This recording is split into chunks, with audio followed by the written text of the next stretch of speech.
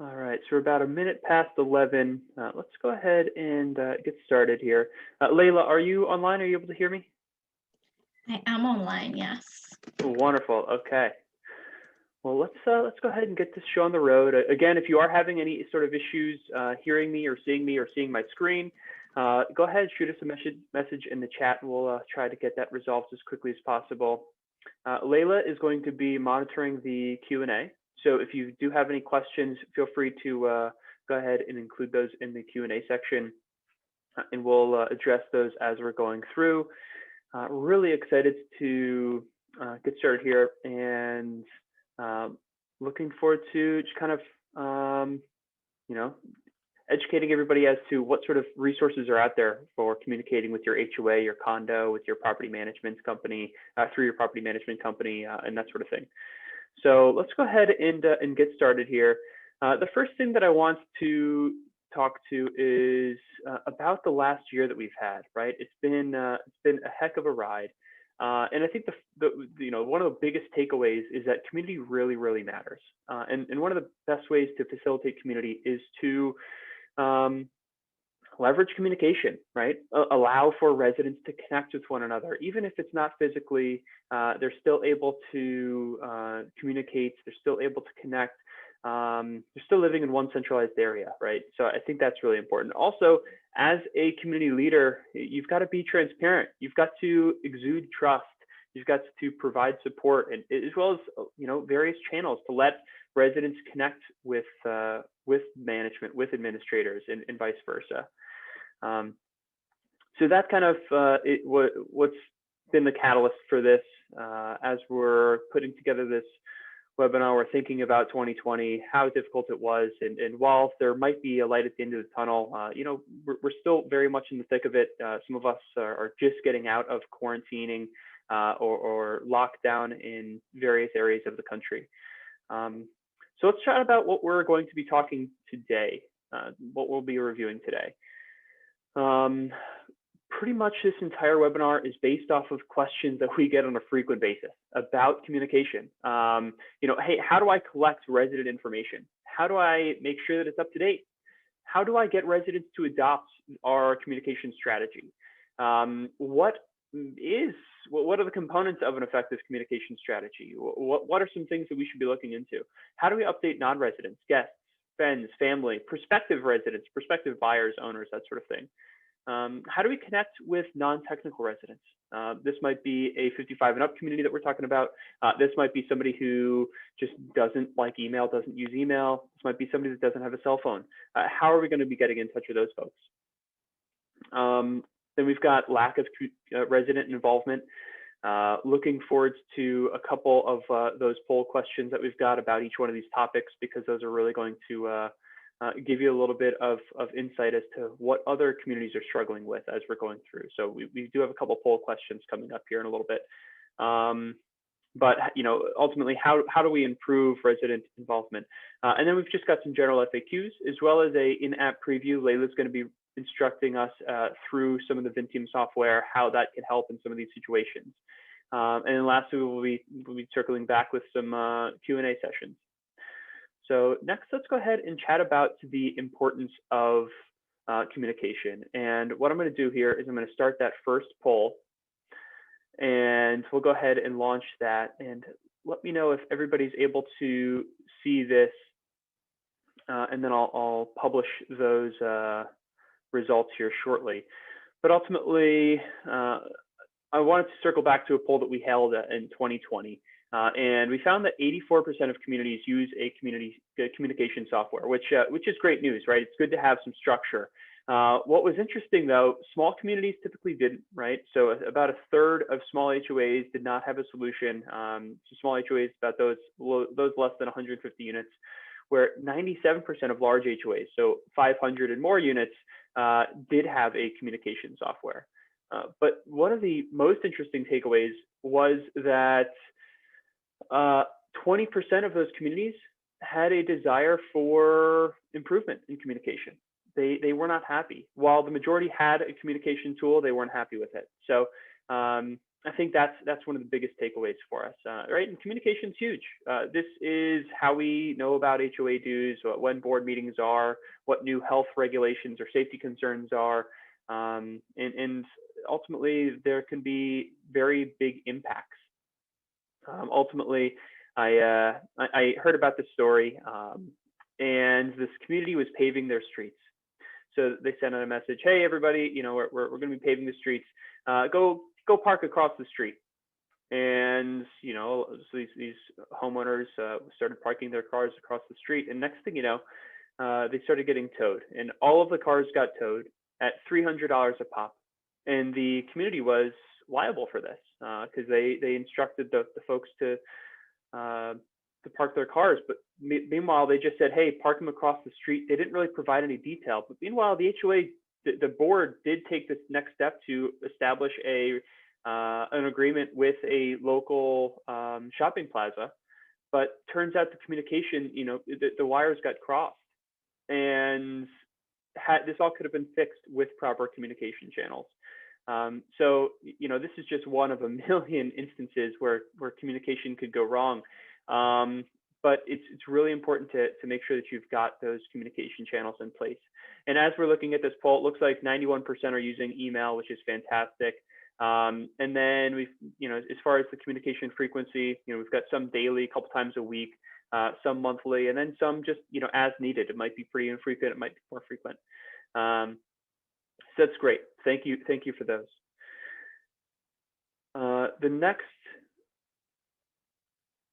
The next section we're going to be talking about is how to collect resident information. And this is one of the biggest things that we get here at Vinteum. Hey, we want a website, we want to communicate better with our residents, but we just don't know how to get the information from them. So that is definitely something that is big. And let's see, I've got another poll that I'd like to share. And that is regarding resident contact information. So, at Vinteum, we've got a registration form. We can collect their, contact information, vehicle, pet info, that sort of thing. But, if you're not a Vinteum client, there's a lot of other options out there, right? You could create a Google form. You could use Typeform. Both of those are free. And you can collect a ton of information. And I'm interested to know what sort of information that you're collecting from residents. Whether that's emergency contact information, whether that's secondary information. So looking forward to seeing that. It looks like everybody's collecting, general contact information. Only a handful are collecting emergency contact info and vehicle information. But I'll share that with you momentarily. So let's just say, okay, we've got an incomplete list of information from residents, and it seems like most of the communities, about 60% so far, have most information complete, most fields, most communities. What do you do to collect that remaining portion, right? So yeah, you could send out an email to those that you have an email for, asking for additional information.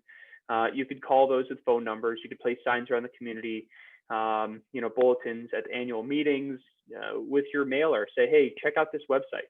And that website's going to have a form where residents could go ahead and sign up. That could be a QR code, so they could scan it with their phone, complete the information that way.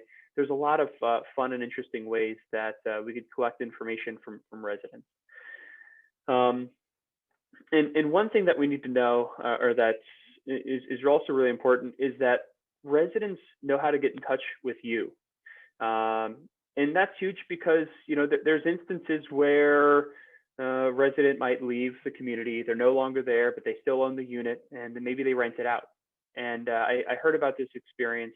Happens to an owner who moved out and rents the unit. There's so they're gone for a year or so. There's a new management comes that takes over, and they've been sending notices for dues and that sort of thing, but they're not using the proper address because this individual has moved out.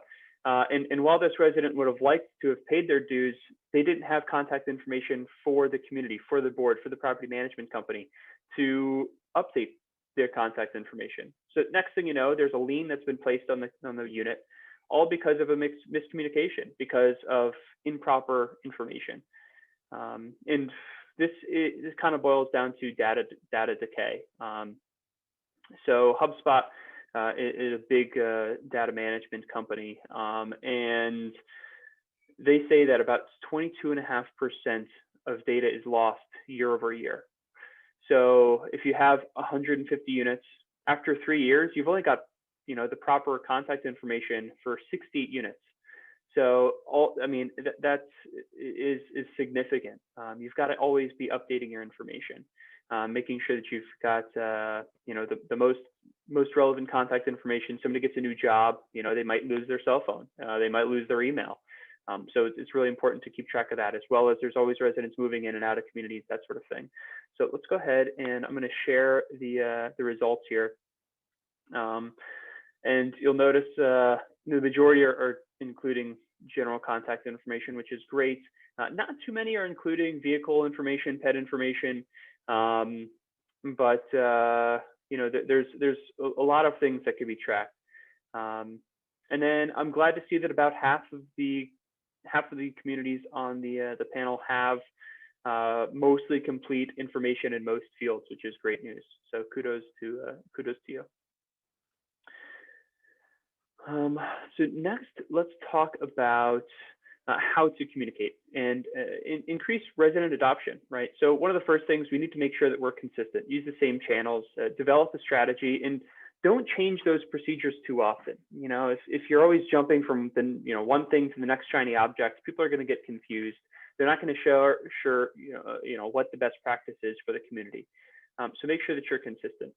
Also, communicate often, right? You want to make sure that if you're sending a message once a quarter, well, all of a sudden you're going to have a lot of information in that one quarterly message, and it might get missed. So making sure that you're communicating often will continue to reinforce that your community is one, acting in your best interest. Two, it continues to reinforce that the residents know how to find this information. So it's really important.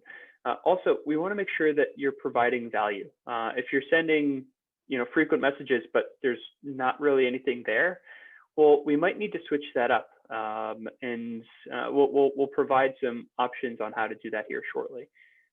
But we also need to make sure that we're keeping it simple. And KISS is keep it simple, stupid. I'm not sure what the stupid's there for, but it's there. So make sure that the communications are simple. I've been following a lot of daily email newsletters, and one thing and one trend that I've seen is that while they provide a lot of concise information, it's relatively narrowed down. But then within each topic, there might be some external links to some additional detail. So, send out a link to the management company's newsletter, but you don't need to send the entire newsletter if the resident's not interested. So, those are kind of some neat ways to keep communications concise, short, and simple. Also, you want to make sure that it's relevant to them. You want to segment those audiences. So a couple ways that we could do that is by splitting up our messaging by street, by role, by building. So for example, if it's a townhome community and there's a roof leak in one building that's only affecting a couple units, go ahead and message those couple units or just that building.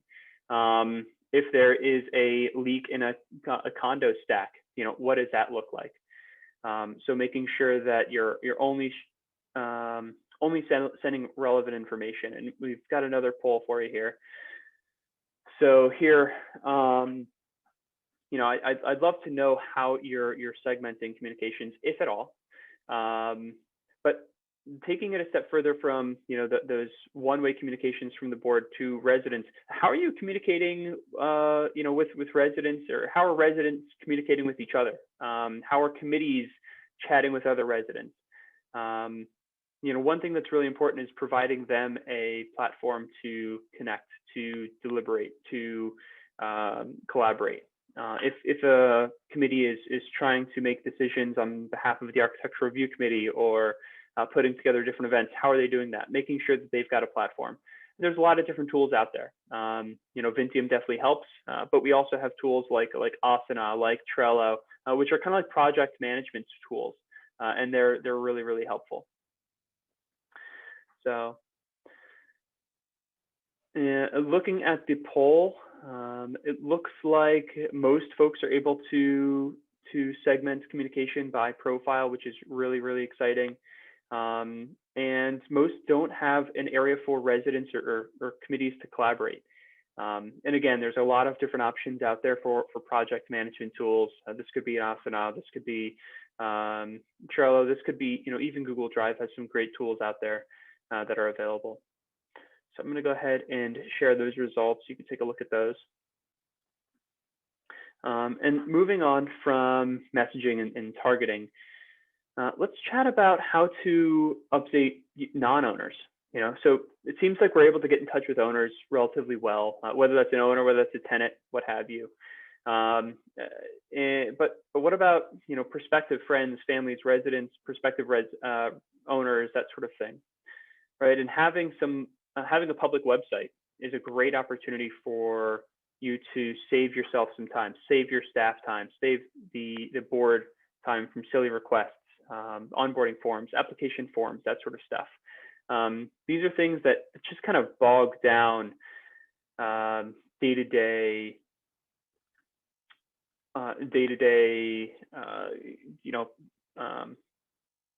projects. And we've actually got another poll I'm going to be launching here about community websites, so you can go ahead and take a look at that.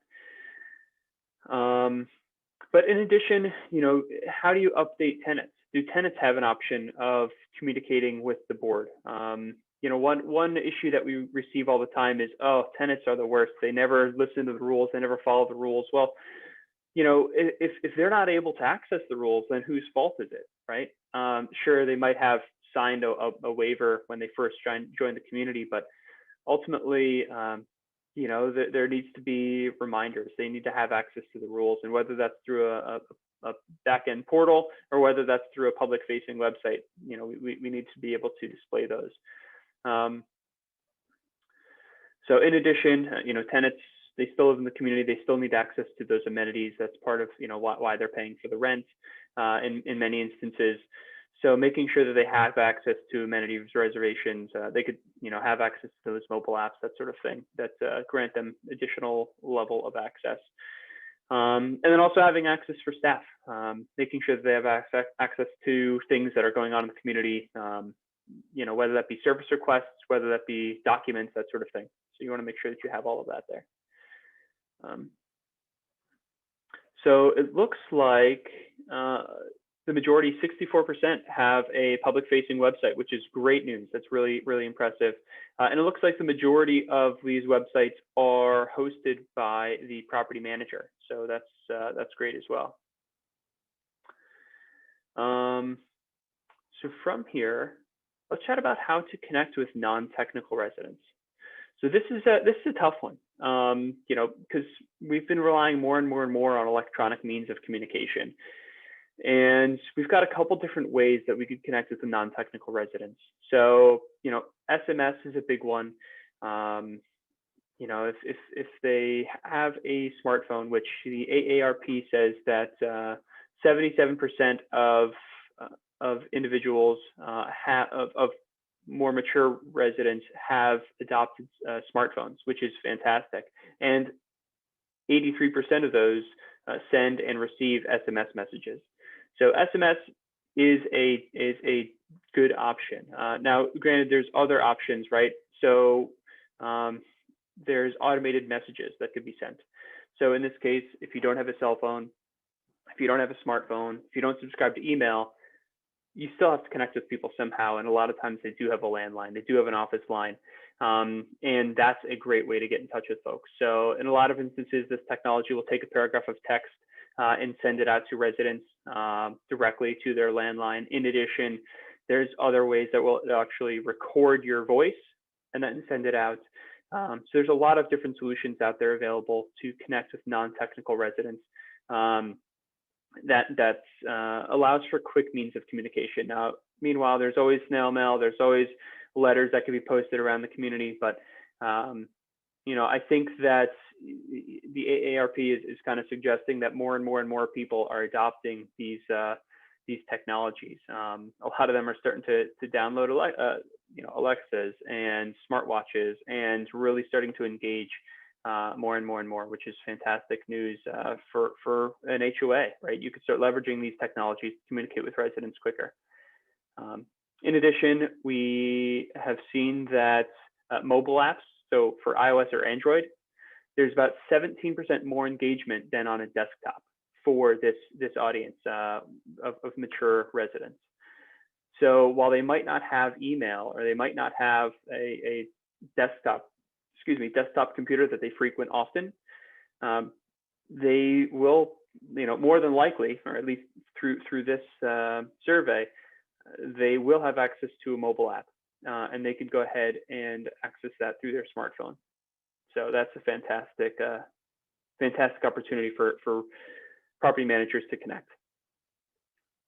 So again, we do have a question and answer section. So if you do have any questions, feel free to go ahead and submit those in the chat, and we could go ahead and discuss those as we're going through. So next, let's chat about board meetings. And this is an interesting one. I'm really looking forward to the polls here and seeing what folks say regarding their board meetings over the last year. I'm interested to know how many have adopted a video conference of some sort, because ultimately this last year's made things really hard, and virtual meetings have Zoom's kind of taken over, which is why Vinteum is actually integrated with Zoom to conduct board meetings in an easier fashion, so people aren't chasing around a link and that sort of thing. But ultimately, we need to make sure that folks are able to join in a convenient way, and that's kind of the biggest thing, right? We want to make sure that residents are able to join easily. In addition, we want to make sure that it's convenient for them. One way that we could do that is survey residents in advance, a week ahead of time. When is convenient for you? What time should we be hosting this? What day of the week is best? You might find that there's some answers there. Also, I'm looking forward to learning a little bit more about the impact of board meetings. The impact of COVID on board meetings. It looks like it's a pretty spread out. I see some communities have had a large increase. Most are either about the same or actually decreased, which is surprising because I would have thought virtual meetings would allow more people to be involved. So that's interesting. Thank you, everybody. I'll go ahead and share this with everybody, so you're able to see those results. But one thing that we should also consider is the financial impact. A lot of folks that are disengaged, they might not realize that the board is making financial decisions, that will impact them. A lot of times these also might be investors. So we need to make sure that they see the return on investment there. We need to make sure that they're coming to these meetings, they're seeing that they that if they want their investment to thrive, that they should really be involved in the decision-making process with their community. So let's see. Next, we're going to jump to a little live demo where we're going to be going through some notices. We're going to be going through our social network and the documents and that sort of thing. So Leila, I'm going to go ahead and jump to you. I'll stop sharing my screen. Leila, are you with us? I'm with you. Wonderful. Okay. Water just went down the wrong way. So that's great when you're about to start presenting. Indeed. So Kim in the chat says here that in their over 55 community, they've been struggling with Zoom and with sound as well, as residents can't hear board members speaking. So they've seen a decrease because they're frustrated, which is, definitely not easy. It's not an easy situation to be in. The pandemic's been really tough for anyone who's older. Indeed. Thank you for pointing that out, Kim. One way that we do it, we kind of start the meetings early, and we encourage residents to join a little bit earlier so we can start troubleshooting those before we start getting into the actual board meeting. So that's one suggestion. Two, having them call in kind of eliminates the need for that link and all of that sort of stuff through Zoom. So that really helps out as well. Leila's actually going to be going through a little bit of our virtual meeting tool. So that might be a solution as well with Zoom. So thanks for that, Kim. I appreciate it. All right, so let's jump across to our tool. So this is Neigbrs. Some of you may have not seen it before. I'm already logged in. So I'm logged in as a master administrator, which means that I have full control over the whole portal. You don't get more power than this. So we're going to start off in notices. So notices are our email function. So when I write a notice, I would include my title. So that would come in the email, the subject line of the email, and then my text. And I can choose an expiration date, which is really good for communication because it means that residents aren't overwhelmed with a whole load of notices that just aren't useful anymore. So if you had work a month ago, you don't have to keep that in the portal. Residents don't need to see that notice anymore. So we set an expiration date so that when it's not useful, it vanishes for residents. For administrators, it stays around. So if you see in my notices screen here, it says expired for me. But for residents, it's like it's not there. I can also, Jonathan was saying how important it was to target communication, and we can do that. So in this case, we don't have specific buildings, so I could select individual units, individual homes, and send it just to them. Otherwise, I could do it by profile. So if you have a lot of tenants, have a lot of investors that own homes and just don't live there, you can send a message just to them. That way it's targeted. Only the people who need to see the information actually get to see it. Then when I click post, it will post in Neighbors. So if they have the app, they get a push notification telling them that they have a notice to read. And everyone who is selected gets an email as well. And we can see who gets that email. So we have an email log, which you can access here to see how many emails were sent, how many were delivered. So if an email is wrong, you'll find out. And then when they opened it, so you can properly spy on your residents. If they say, I never received this, I never opened this, you can say, well, actually you did. I can see exactly when you got this email. After that, we have the social network. And the social network is your community's hub. So this is where residents can post and let people know what's going on with them. So we have some subsections, including classifieds. So if you're looking to buy a new couch, you can look through the classifieds and see exactly who's giving away a new couch. So this is a proper community hub that your whole community can talk to each other. So whereas notices are very top down, social network is grassroots. Everyone can be there. We also have chat. So this would be like Facebook Messenger or what's the one on iPhone? iMessenger.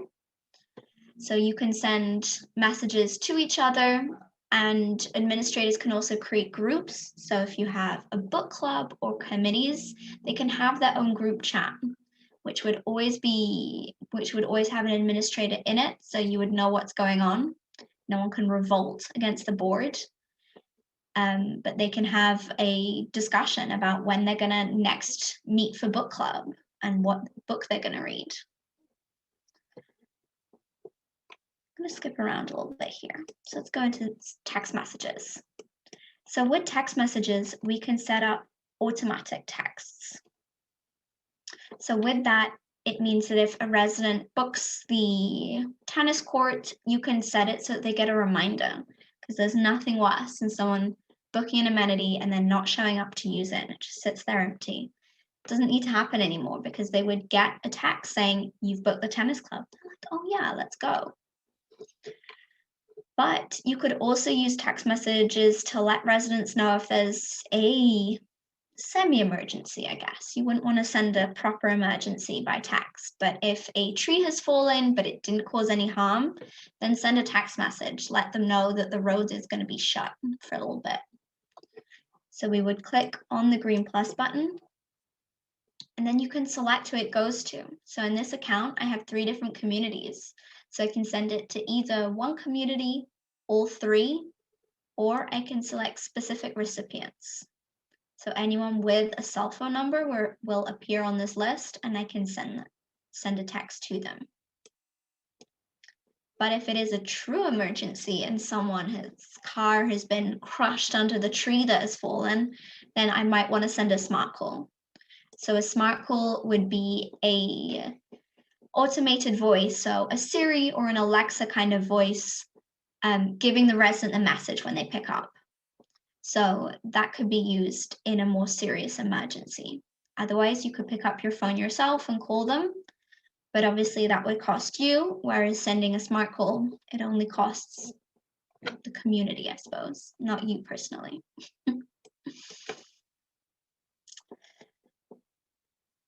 Then the other important thing to go through is documents, because that is a way to communicate with your residents. You want to have an FAQ up. You want them to be able to find their bylaws if they need them. And you can do that by posting in documents. But with Neigbrs, you can also create a public URL, which you can use to send to residents outside of the community. So if you have a new resident who doesn't know how to use Neigbrs, you can send them this link and it will open to our beautiful residents manual. So they don't even have to have logged in. You can just send them a link. And if you have tenants who you don't want to see everything in the community, that's a good option to just send them the documents that they need. After that, I think let's go to meeting. So Jonathan mentioned that we had online meetings, and you can do that in our meeting function here. So you can use it in 2 ways. You could use it to create an online meeting. So I would click no for in-person meeting here, and then yes to an online meeting. And that creates a Zoom meeting room, which is available 2 hours before the meeting starts, for residents to join and for you to start the meeting. And so from those 2 hours before, it's available for, I think it's 24 hours, but it could be 12. Really bad at numbers, guys. Do you know, John, off the top of your head? I think it's 24. I believe it's 24. Here you go. Best guess. That's right. So you could use it like that. So you could create a meeting room. So if you want to use online meetings, this is a really good option because you don't need a password. You don't have to send links to residents. They don't have to download Zoom and figure that out on their own. They can just log into Neigbrs and enter the meeting. But if that's not a popular option, you could also just use it to let residents know when their meeting is going to be. So if you're going to have a meeting, in a week's time in the clubhouse, you can send them a personalized email using the meeting function. So we have 2 ways of using that. Then another important tool for communication is a website. So we have this public website here. Can you see this new tab of the Riverside community? Yeah, perfect. So this is a public website. So anyone on the internet can find my imaginary community's website here. And we can add the about section and images and posts. You can even see exactly where we are. It's our office's little address here. And you can post about whatever they need to know. Services, a lot of our clients use this to let residents know what's going on outside the community. So you have great schools around, well, post about them, things like that. And then community news is more about what's actually going on. So this looks beautiful. And like I said, anyone can find this, so I wouldn't post anything too private. But it's a really good way to let residents know the general things that are going on in the community, and also let potential residents know how great you guys are, how much you communicate with everyone in your website. But then to post, we actually go into Neighbors. So we would go into my site here, and this is where we post. Let it load. There we go. So to post a new news section, I would go into news and I would create. And then similar to notices, I would write my title and my message, and I can include some attachments here. I can change the cover image, and then when I post that and publish it, then it goes live on my public website. So even though the public website, anyone can see it, you control that in the back end. Did I miss anything else here, John? I don't think so. No, I think you did a pretty good job. Comprehensive review. Thank you very much for that, Leila. The last thing to mention is our app. Indeed. We have an Android and iOS app that we include a advert in the website. Did you remove it? I did, yeah. I think you did. So it's in the public website if you want to do that, but otherwise searching Vinteum Neighbors in the App Store or the Android store, you can find it. That's exactly right. And what's nice about the mobile app is it allows you to reach those residents that are on the go. Those that are, kind of in between meetings are still able to access documents or see updates, as well as those that, as we kind of referenced earlier, based off that AARP study, might not subscribe to, pulling up a desktop or a laptop website and viewing some information, but they could still pull it right from their cell phone. So that's really, really neat. Right. So yeah, thanks for that, Leila. Thank you. Stop sharing. All right. And then I think if you've got any questions, feel free to include those in the Q&A. We've got a couple pieces. Mark, thanks for your tidbit. He's one of our clients, so thanks for that. And then lastly, I do have a couple of announcements while we're going through some of those Q&A pieces. So one, we are launching a marketing ebook. This is going to be for community association managers who are looking to grow their business. And we've got some really, really neat tools, tips and tricks that we'll go ahead and share with all of the participants today. So thanks for attending. And then also we've got 2 other webinars coming up this month. Next week, we have a hurricane preparedness webinar. So that's really important for all of our clients and prospects down in Florida and Texas, along that whole eastern coast in the Gulf of Mexico. So definitely join that. We're having a emergency Palm Beach County emergency commission attendee that specializes in hurricane preparedness, as well as Best Roofing CEO join us. So that's going to be really, really powerful. And then we also have a board certification course the week after that. So feel free to join us for either one of those. If you're a new board member, if you know a new board member, if you have been an established member of the community board for a while and you've got some new folks that are just coming onto the board, you could go ahead and share that with them and educate them. So feel free to do that.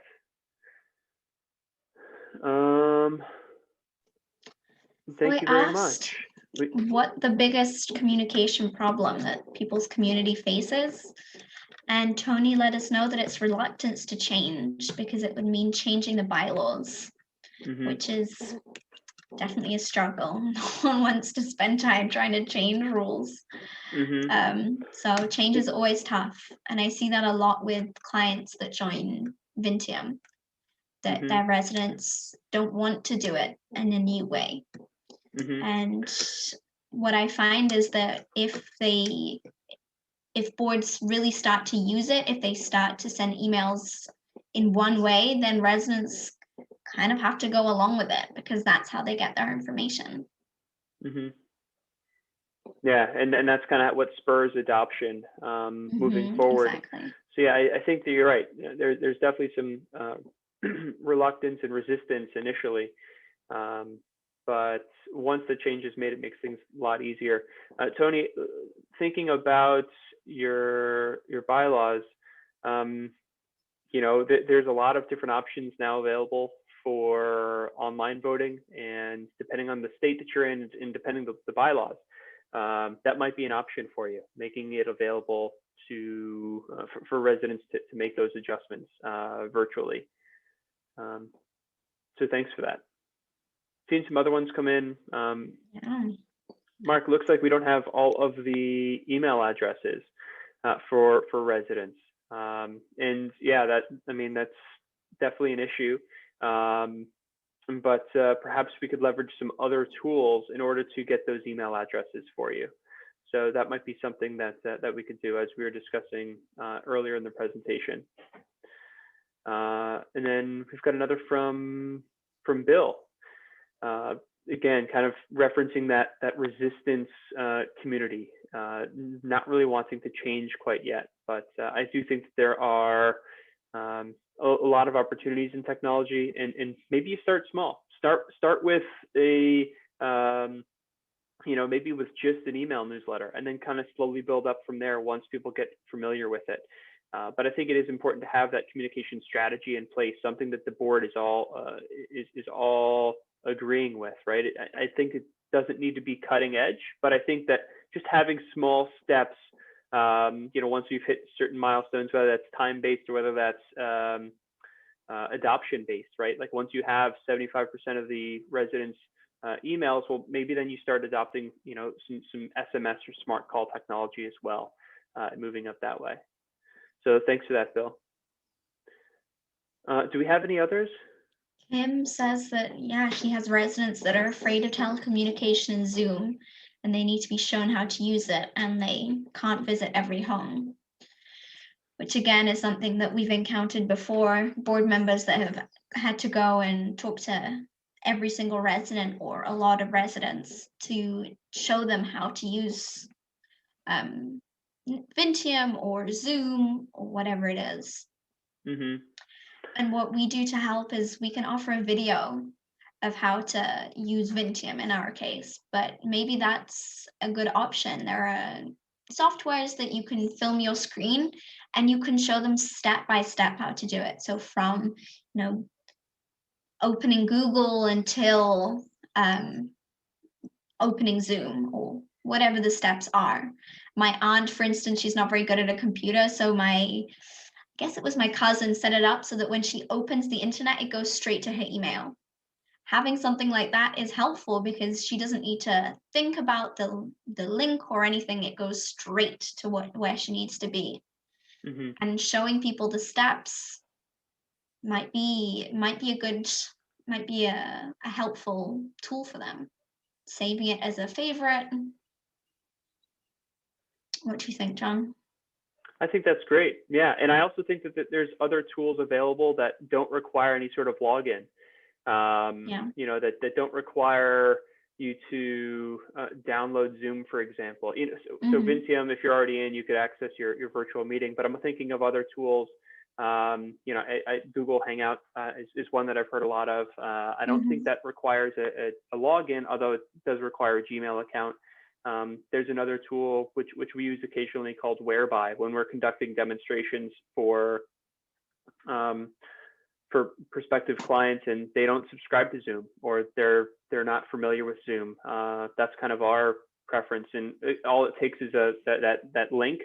You join and you don't have to download anything. It makes it really easy that way. Yeah, it is a good one. Yeah.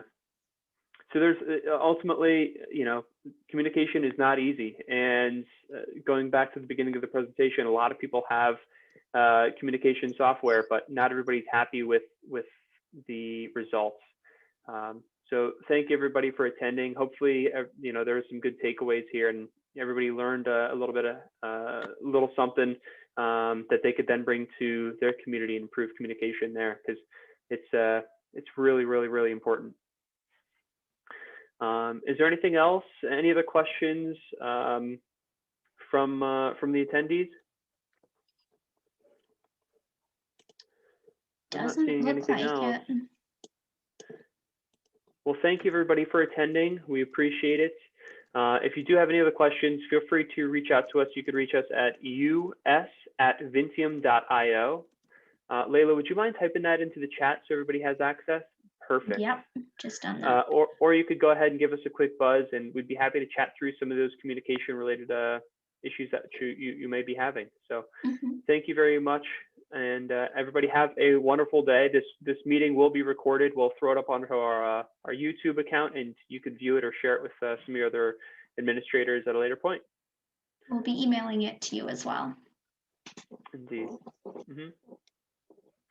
So thank you very much, everybody. Have a wonderful day. Bye.